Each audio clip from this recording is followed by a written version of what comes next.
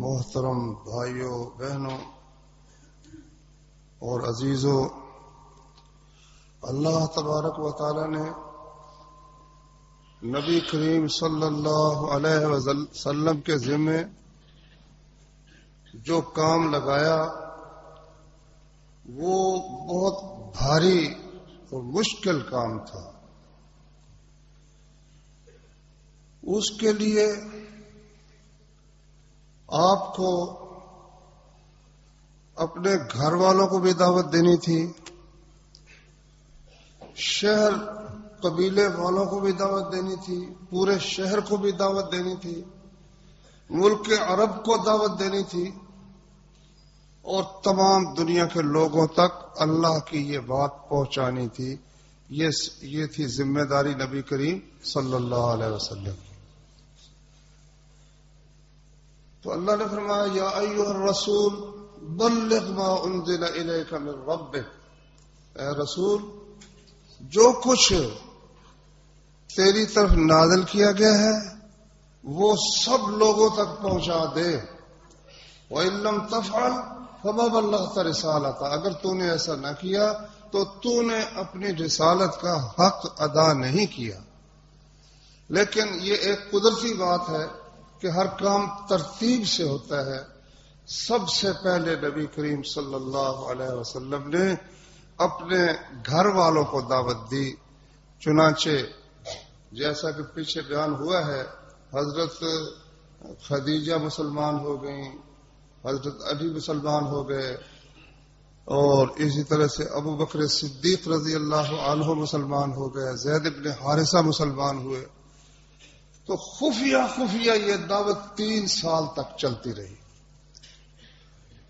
3 سال کے بعد پھر حکم ہوا وَأَنذِرْ عَشِيرَتَكَ الْأَقْرَبِينَ، کہ آپ اپنے جو قریبی رشتہ دار ہیں، خاندان ہے، ان کو ڈرائیں۔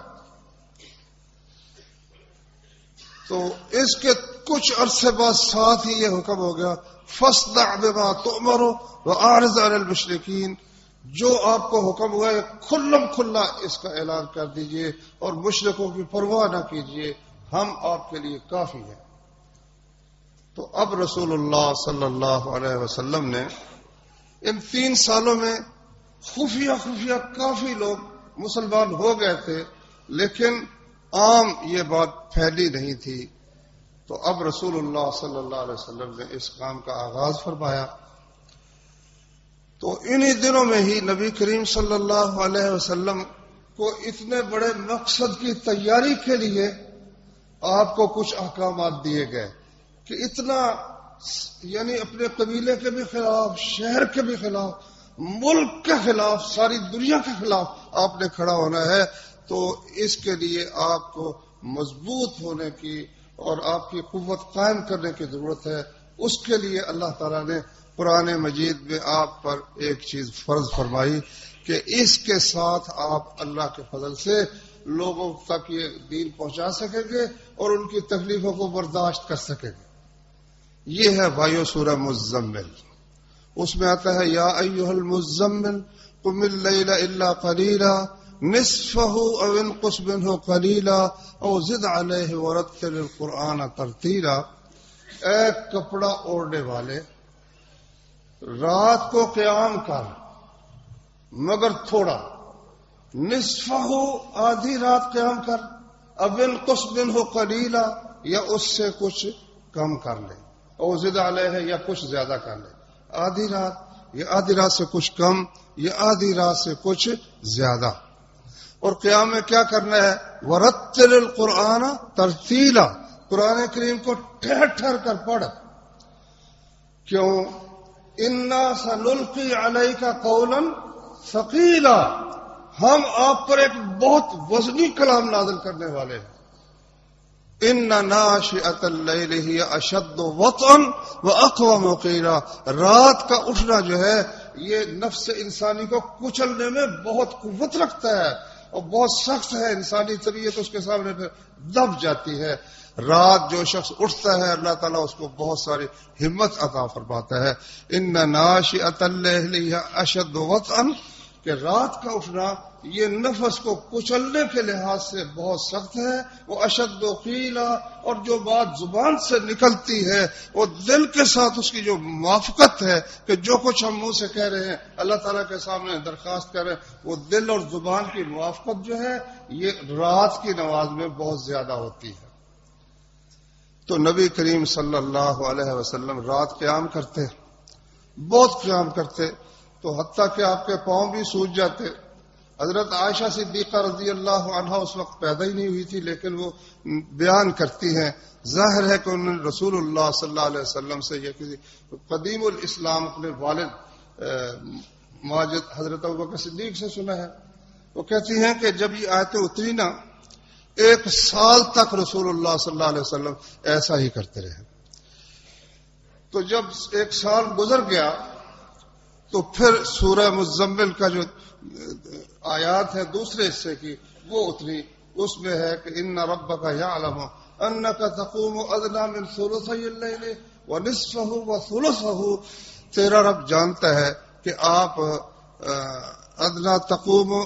ادنی من ثلثی اللیل، 2/3 رات سے کچھ کم آپ قیام کرتے ہیں.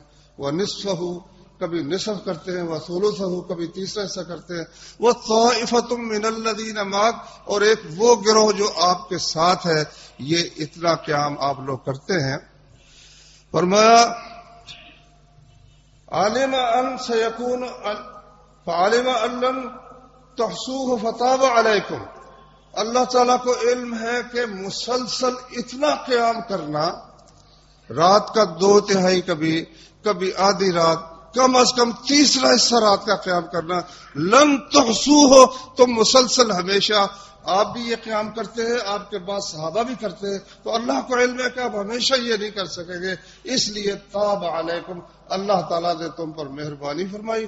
فقرؤوا ما تیسر من القرآن، جتنا تم قرآن رات کا قیام آسانی سے کر سکتے ہو اتنا کر لیا کرو. اللہ تعالیٰ نے آسانی پیدا فرما دی. تو اس عظیم ذمہ داری کو پورا کرنے کے لیے اللہ تعالیٰ نے نسخہ رات کے قیام کا بیان فرمایا. اس لیے نبی کریم صلی اللہ علیہ وسلم ہمیشہ ہی، یعنی جب مدینے میں ہوتے اس وقت بھی قیام اللیل ہوتا تھا، اور جب سفر میں جاتے تھے، سفر میں یہ سنتیں سوائے فجر کی سنتوں کے اور سوائے وتر کے آپ نہیں پڑھتے تھے، صرف نماز پڑھتے تھے. وہ بھی مدینے میں جب گئے تو وہ پوری ہوئی. مکے میں تو جب تک رہے وہ نماز آدھی ہی آپ پر فرض تھی، 2 رکعتیں ہی پڑھتے تھے، یہاں 4 ہوئی نہیں تھی. مدینہ میں جا کر، کیونکہ یہاں اپنا گھر نہیں تھا اور مسلمان مظلوم تھے، مجبور و مقہور تھے، تو یہاں یہ حالت تھی رسول اللہ صلی اللہ علیہ وآلہ وسلم کی. تو یہ جو عادت ہے، آپ نے فرمایا علیکم بقیام اللیل، رات کے قیام کو لازم پکڑو. فَإِنَّهُ دَأْبُ الصَّالِحِينَ قَبْلَكُمْ، کیونکہ جتنے لوگ اچھے نیک گزرے ہیں ان کی یہ عادت ہے. اور عبداللہ بن عمر رضی اللہ عنہ فرماتے ہیں کہ میں نے خواب ایک دیکھا کہ میرے پاس ایک سبز کپڑا ہے، تو وہ مجھے جنت میں جہاں جاتا ہوں، مجھے چاہتا ہوں وہ مجھے اڑا کر لے جاتا ہے. تو میں نے یہ خواب اپنی بہن حفصہ کو سنایا، یہ مدینہ شریف کی بات ہے. تو انہوں نے رسول اللہ صلی اللہ علیہ وسلم کو بتایا. نبی صلی اللہ علیہ وسلم نے فرمایا عبداللہ رجل صالح، عبداللہ نیک آدمی ہے، لو کان یصلی من اللیل، اگر کاش کہ وہ رات کو قیام بھی کرتا نا تو بندہ بہت اچھا ہے. تو یہ تھا رسول کریم صلی اللہ علیہ وسلم کا عمل، جو اللہ تعالیٰ نے اس مقصد کے لیے آپ کو بتایا کہ انا سنلقی علیک قولا ثقیلا، ہم ایک بہت وزن والا ثقیل وزنی کلام آپ پر نازل کریں گے، بہت بڑی ذمہ داری آپ پر ڈالیں گے. تو جب یہ آیت اتری وَأَنذِرْ عَشِيرَتَكَ الْأَقْرَبِينَ، آپ کے جو سب سے قریبی رشتہ دار ہیں ان کو بلائیے، وَأَنذِرْ، ان کو ڈرائیے. انذار کا اصل معنی ہوتا ہے کسی کو کسی چیز کی، کسی خوفناک چیز کی اطلاع دینا. تو نبی کریم صلی اللہ علیہ وسلم نے کچھ کھانے کا انتظام فرمایا، اور جتنے بنو ہاشم تھے رسول اللہ صلی اللہ علیہ وسلم کے پردادا، ان کی اولاد جتنی تھی ان کو دعوت دی. تو کھانے کے دوران ابھی نبی صلی اللہ علیہ وسلم بات کرنا چاہتے ہی تھے کہ ابو لہب جو تھا نا، حالانکہ بہت قریبی تھا، وہ رسول اللہ صلی اللہ علیہ وسلم کا چچا تھا، اور ایک لحاظ سے دیکھیں تو آپ کا وہ دودھ کا باپ بھی بنتا ہے، کیونکہ نبی صلی اللہ علیہ وسلم کو ابو لہب کی لونڈی سویبہ نے دودھ پلایا ہے، تو اس لحاظ سے بہت ہی قریب کا سلسلہ بن جاتا ہے۔ بہرحال اس نے اٹھ کر نہ بدمزگی کر دی، کہتا ہے محمد تم ایسی بات کہہ رہے ہو کہ ہم مقابلہ نہیں کر سکتے، سارے عرب کا ہم کیسے مقابلہ کر سکتے ہیں، تو اس لیے تم اس سے بعد آ جاؤ۔ اس قسم کی کوئی بات اس نے کی، نبی صلی اللہ علیہ وسلم نے سمجھا بھی بات کرنے کا موقع نہیں ہے، اور کھانا کھلا کے ان کو رخصت کر دیا۔ پھر کچھ دنوں کے بعد پھر نبی صلی اللہ علیہ وسلم نے ان کے لیے کھانے کا انتظام کیا اور کھانا کھلا کر ان کو پھر دعوت دی۔ تو اس وقت پھر ابو طالب نے آپ کو حمایت کا یقین دلایا، مسلمان نہیں ہوا۔ حضرت علی رضی اللہ تعالیٰ عنہ مسلمان تو پہلے ہی ہو چکے تھے، آپ نے جب فرمایا بھی کون ہے جو میرا ساتھ دے گا، تو حضرت علی رضی اللہ عنہ نے کہا کہ جی میں آپ کا ساتھ دوں گا۔ بہرحال وہ لوگ کھا پی کے اٹھ کے چلے گئے۔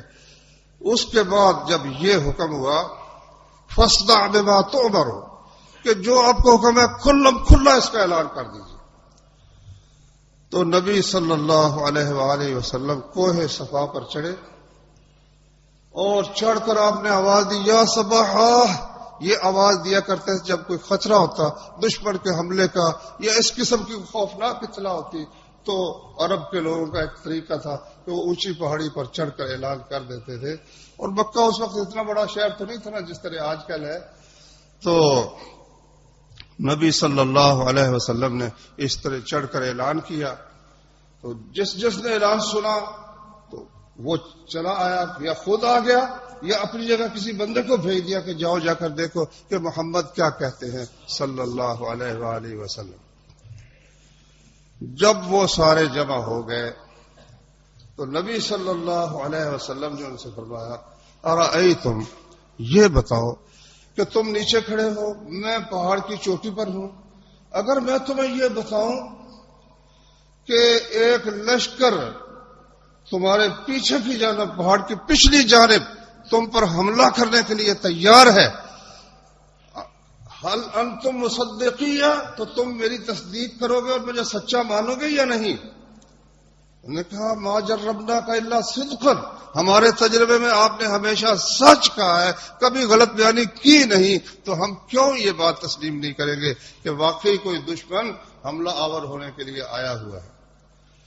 تو نبی کریم صلی اللہ علیہ وسلم نے فرمایا انی نذیر لکم بین یدی عذاب شدید، تو پھر میں تمہیں ایک بہت سخت عذاب کے دن سے آگاہ کرتا ہوں، ڈراتا ہوں، خبردار کرتا ہوں۔ تو یہ جب رسول اللہ صلی اللہ علیہ وسلم نے فرمایا، ساتھ ہی فرمایا کہ اے فلاں قبیلے، اے بنو اسد، اے بنو فلاں، اے بنو فلاں، ہر ایک کا نام لے لے کر کہا کہ بھائیو عمل کر لو، میں اللہ کے ہاں تمہارے کسی کام نہیں آ سکوں گا۔ ایک ایک قبیلے کا نام لے کر، پھر اپنے قبیلوں کا نام لے کر، اپنے قبیلے بنو ہاشم کا نام لے کر، پھر کہا اے عباس رسول اللہ کے چچا، تم بھی اپنے آپ کو اللہ کی آگ سے بچا لو، میں تمہارے کسی کام نہیں آ سکوں گا۔ اے صفیہ جو پھوپھی ہے رسول اللہ صلی اللہ علیہ وسلم کی، اپنے آپ کو اللہ کے عذاب سے بچا لو، میں تمہارے کسی کام نہیں آ سکوں گا۔ اے فاطمہ بنت محمد صلی اللہ علیہ وسلم، اپنے آپ کو آگ سے بچا لے، میں تیرے کسی کام قیامت کے دن نہیں آ سکوں گا۔ تو ابو لہب نے کہا تبا لک سائر الیوم الہذا جمعتنا، تجھ پر ہلاکت ہو، یہ کوئی بات ہے جس کے لیے تو نے ہمیں اکٹھا کیا؟ تو رسول اللہ صلی اللہ علیہ وسلم کو ستانے والوں میں یہ سب سے آگے تھا۔ یہ شخص قرآن مجید میں اس امت کے جو زیادہ سرکش، بہت بڑے سرکش گزرے ہیں، ان میں سے اس کا نام اللہ نے قرآن مجید میں ذکر فرمایا۔ جس طرح مسلمانوں میں سے صرف ایک نام ذکر فرمایا، وہ کون سا نام ہے؟ زید رضی اللہ عنہ، زید کا نام آیا قرآن مجید میں، اور کفار میں سے ابو لہب کا نام اللہ نے قرآن کریم میں ذکر فرمایا ہے۔ تو یہ آیات نازل ہوئی تبت یدا ابی لہب وتب ما اغنی عنہ مالہ وما کسب. ابو لہب کے دونوں ہاتھ ہلاک ہو گئے اور وہ خود بھی ہلاک ہو گیا. ما اغنی عنہ مالہ وما کسب، نہ اس کا مال اس کے کسی کام آیا اور نہ جو کچھ اس نے کمائی کی تھی وہ اس کے کام آئی. سیصلی نارا ذات لہب، وہ شعلے مارتی ہوئی آگ میں داخل ہوگا. وامرأتہ، اور اس کی بیوی بھی حمالۃ الحطب، جو ایندھن اٹھائے پھرتی ہے محمد رسول اللہ صلی اللہ علیہ وسلم کے خلاف، ہر جگہ آگ لگاتی پھرتی ہے، یہ بھی جہنم میں جائے گی. حمالۃ وامرأتہ حمالۃ الحطب فی جیدہا حبل من مسد، جہنم میں اس کے گلے کے اندر رسی پڑی ہوگی بڑی سخت. یہ اللہ تعالی نے آیات نازل فرمائی. تو یہ مرحلہ تھا رسول اللہ صلی اللہ علیہ وسلم کی اور مسلمانوں کی شدید آزمائش کا. ہر طرف سے یعنی سب لوگ ہی رسول اللہ صلی اللہ علیہ وسلم کے خلاف اٹھ کھڑے ہوئے. آپ کے قبیلے کے لوگ بھی، دوسرے بھی. مسلمان بیچارے کمزور تھے، تھوڑے تھے، اس لیے نبی صلی اللہ علیہ وآلہ وسلم نے اپنے ساتھیوں کو بھی حکم دیا اور خود بھی یہ احتیاط رکھتے تھے کہ ان دنوں میں آپ اپنی رہائش کا علم کسی کو نہیں ہونے دیتے تھے. اور اس کا برکت ارقم رضی اللہ تعالی، زید بن ارقم جو ہے نا، ان کا گھر نبی کریم صلی اللہ علیہ وسلم کا ٹھکانہ تھا، وہاں آپ ہوتے تھے. تو وہی جو اپنے لوگ تھے ان کو خبر تھی کہ رسول اللہ صلی اللہ علیہ وسلم کا، دوسروں کو کچھ پتہ نہیں تھا کہ نبی صلی اللہ علیہ وآلہ وسلم کہاں ہے. لیکن اللہ کے حکم کے مطابق پھر نبی کریم صلی اللہ علیہ وآلہ وسلم دعوت کے لیے وہ حرم شریف میں بھی آتے، گلیوں میں بھی پھرتے، بازاروں میں بھی پھرتے. اور پھر جو کفار نے آپ کے ساتھ جو جو سلوک کیے، اللہ تعالیٰ نے قرآن مجید میں ان کا ذکر فرمایا ہے کہ کس کس طریقے سے انہوں نے نبی صلی اللہ علیہ وسلم کو جھٹلانے کی اور تکلیف پہنچانے کی کوشش کی. اچھا، ان کے مقابلے میں نبی کریم صلی اللہ علیہ وسلم کا یہ حال تھا کہ اللہ تعالیٰ نے قرآن مجید میں فرمایا ہے لعلک باخع نفسک الا یکونوا مؤمنین، کہ اے نبی آپ اپنے آپ کو شاید ہلاک ہی کر لیں گے کہ یہ لوگ مسلمان کیوں نہیں ہوتے. اتنی یعنی فکر تھی نبی صلی اللہ علیہ وسلم کو کہ یہ عرب کے لوگ اور دنیا کے لوگ جہنم کی آگ سے بچ جائیں. تو آپ نے ایک مثال بھی دی کہ میری اور لوگوں کی مثال اس طرح ہے کہ ایک شخص نے ایک آگ جلائی تو اس میں پروانے گرنے لگے تو پھر وہ ان کو ہٹاتا ہے، لیکن وہ زبردستی اس میں چھلانگیں مارتے ہیں، اس میں داخل ہوتے ہیں. فرمایا یہی میرا حال ہے کہ میں تمہیں جہنم سے بچانے کی کوشش کرتا ہوں، لیکن تم لوگ زبردستی آگ کے اندر چھلانگیں لگاتے ہو، آگ کی طرف جاتے ہو. تو قرآن مجید میں اللہ تبارک و تعالیٰ نے یہ جو دن گزرے، سخت آزمائش کے گزرے، ان میں سے کئی چیزوں کا اللہ تعالیٰ نے قرآن کریم میں ذکر فرمایا ہے. سب سے پہلے تو ان کا یہ اعتراض ہوا کہ جی دیکھو، ان کو تمہیں حکومت ملی ہے، نبوت ملی ہے، ہمیں کیوں نہیں ملی؟ لو دیکھو، تمہیں ملی ہے، تم میں کون سی خوبی ہے؟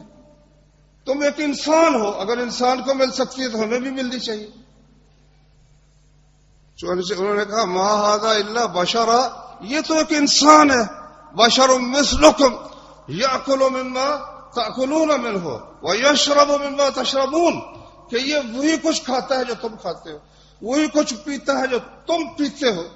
ہمارے جیسا ایک انسان ہو کر تمہیں نبوت کیسے مل گئی؟ یہ کیسے ہو سکتا ہے کہ تم نبی بن گئے؟ انسان ہو کر تو نبی بن سکتا ہی نہیں.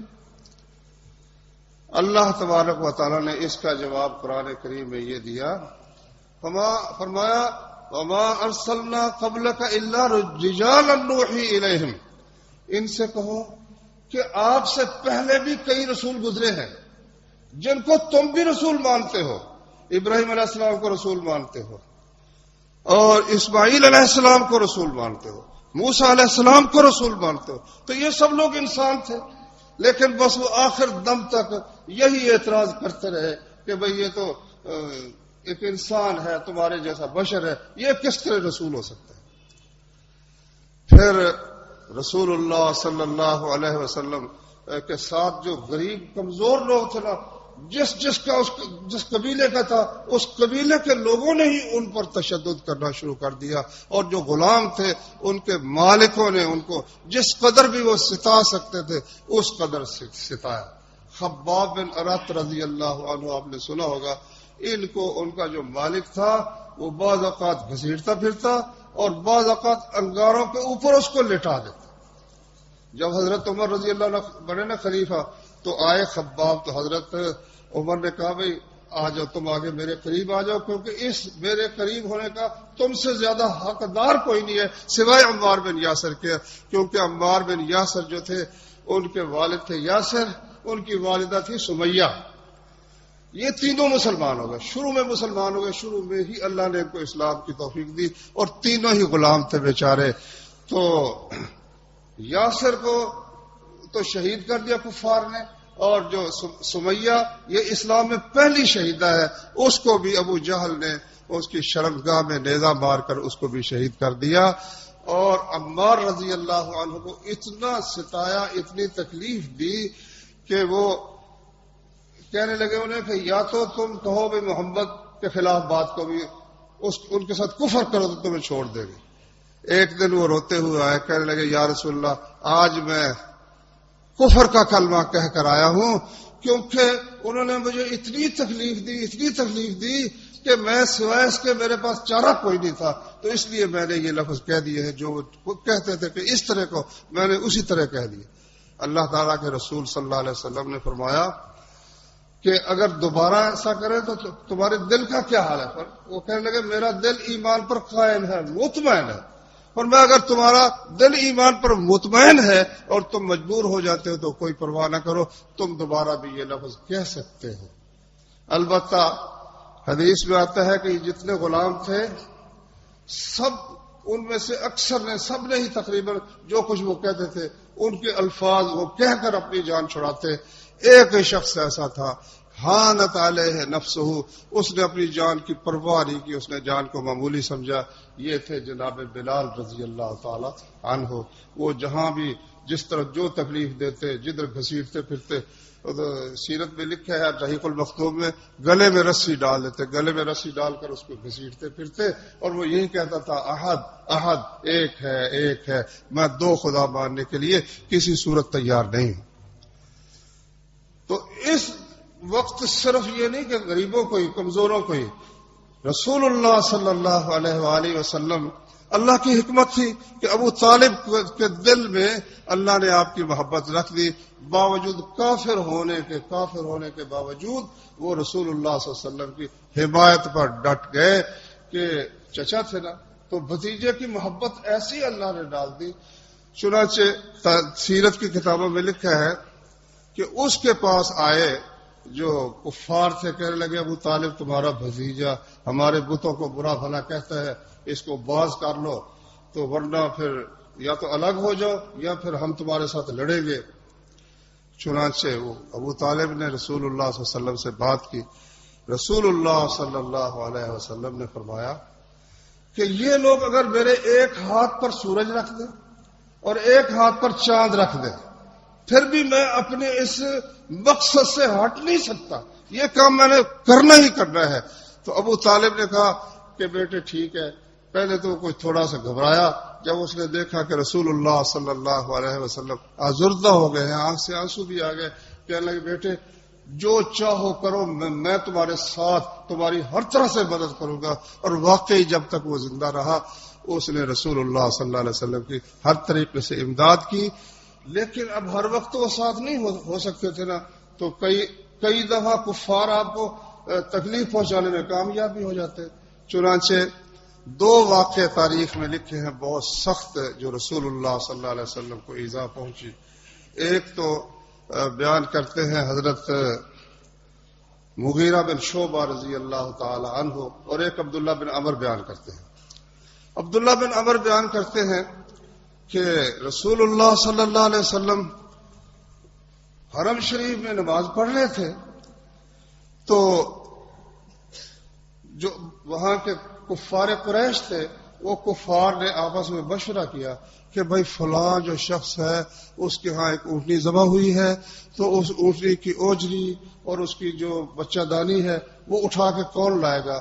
عقبہ بن ابی معیط اٹھا، بدبخت ظالم، اٹھا کر وہ لایا، اور رسول اللہ صلی اللہ علیہ وسلم سجدے میں تھے، آپ کے اوپر اس نے ڈال دیا۔ نبی صلی اللہ علیہ وسلم اسی طرح سجدے میں رہے۔ کسی نے فاطمہ کو بتایا رضی اللہ تعالی عنہا، وہ آئیں۔ عبداللہ بن مسعود کہتے ہیں میں یہ سب کچھ دیکھ رہا تھا، کاش کہ میرے پاس قوت ہوتی، مگر وہ تو خود ان کی ایذا کا نشانہ بنے ہوئے تھے، وہ کس طرح کچھ کر سکتے تھے، کوئی مدد کر سکتے تھے؟ چنانچہ حضرت فاطمہ نے اوپر سے وہ ہٹائی تو نبی کریم صلی اللہ علیہ وسلم نے ان کو نماز پڑھ کر مخاطب کر کے فرمایا کہ اے قریش انی اتیتکم بالذبح، تم باز نہیں آتے، میں ذبح لے کر آیا ہوں، تمہیں ذبح کرنے کے لیے آیا ہوں۔ لو جی، وہ پھر انہوں نے دعا بھی کی، یا اللہ تو پکڑ عقبہ بن ابی معیط کو، پکڑ ابو جہل بن ہشام کو، پکڑ ابو۔ وہ کہنے لگے، سمجھتے تھے کہ دعا یہاں قبول ہوتی ہے، اور رسول اللہ صلی اللہ علیہ وسلم کے متعلق ان کو خبر بھی تھی کہ یہ سچا آدمی ہے، امانت دار ہے، ضد کی وجہ سے ڈٹے ہوئے تھے۔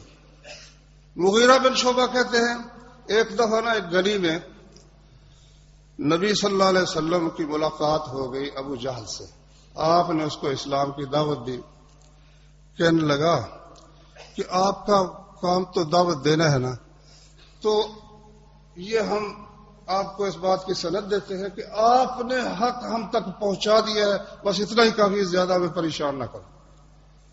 مغیرہ کہتے ہیں رسول اللہ صلی اللہ علیہ وسلم اس کو سمجھا کے چلے گئے، تو مجھ سے کہنے لگا کہ میں جانتا ہوں بندہ سچا ہے، لیکن اللہ کی قسم بات یہ ہے کہ ہمارا جو قبیلہ ہے نا بنو مخزوم، اور یہ ہے بنو ہاشم، انہوں نے کہا بھئی کعبے کی حجابت اور دربانی یہ ہم میں ہوگی۔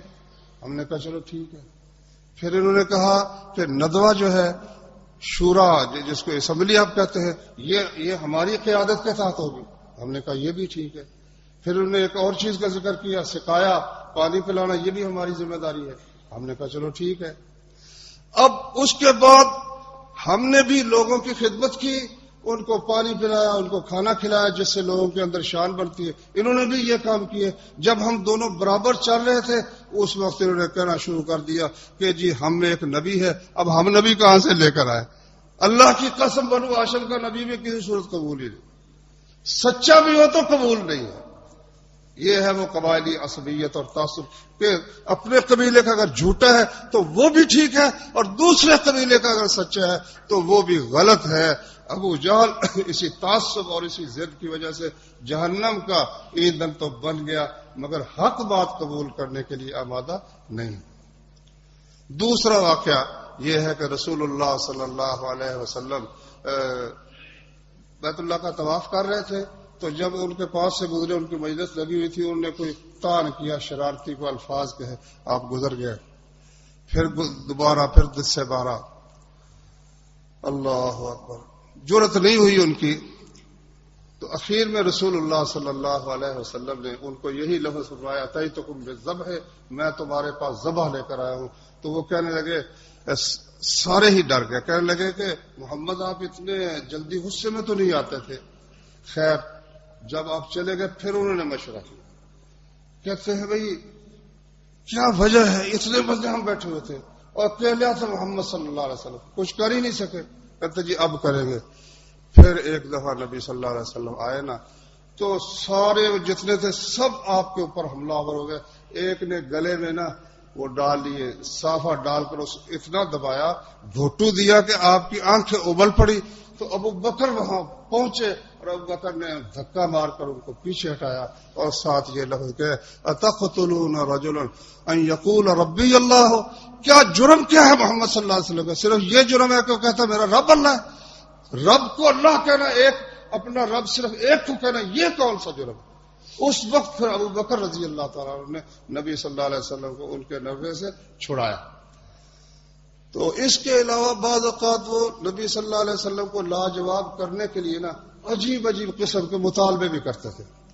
چنانچہ سورہ بنی اسرائیل میں ان کے مطالبے ذکر ہوئے ہیں کہ لن نؤمن لک حتی تفجر لنا من الارض ينبوعا، تم جو نبی ہو تو ہم تو اس وقت صرف ایمان لائیں گے کہ یہاں مکے میں سے ایک چشمہ نمودار ہو، زمین سے چشمہ نکلنے لگا، او یکون لک بیت من زخرف، یا لن نؤمن لک حتی تفجر لنا من الارض ينبوعا او یکون لک بیت من زخرف او تأتی باللہ والملائکۃ قبیلا، یا تیرا گھر کوئی سونے کا بنا ہوا ہو، یا تو فرشتوں کو لے آ اور اللہ تعالی ہم سے کہیں کہ یہ واقعی نبی ہیں صلی اللہ علیہ وسلم، او ترقى فی السماء، یا یہ ہے کہ تو آسمان میں ہمارے سامنے چڑھ جا، او تأتی باللہ والملائکۃ قبیلا او یکون لک زخرف بیت من زخرف او ترقى فی السماء،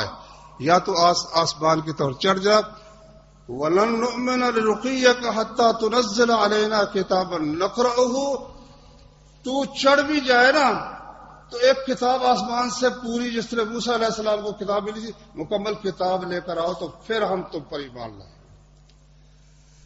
اس کے جواب میں رسول اللہ صلی اللہ علیہ وسلم کو اللہ تعالی نے فرمایا کہ ان کو کہو سبحان ربی، میرا رب پاک ہے، اس کے سامنے ان میں سے کوئی مطالبہ پورا کرنا بھی مشکل نہیں ہے۔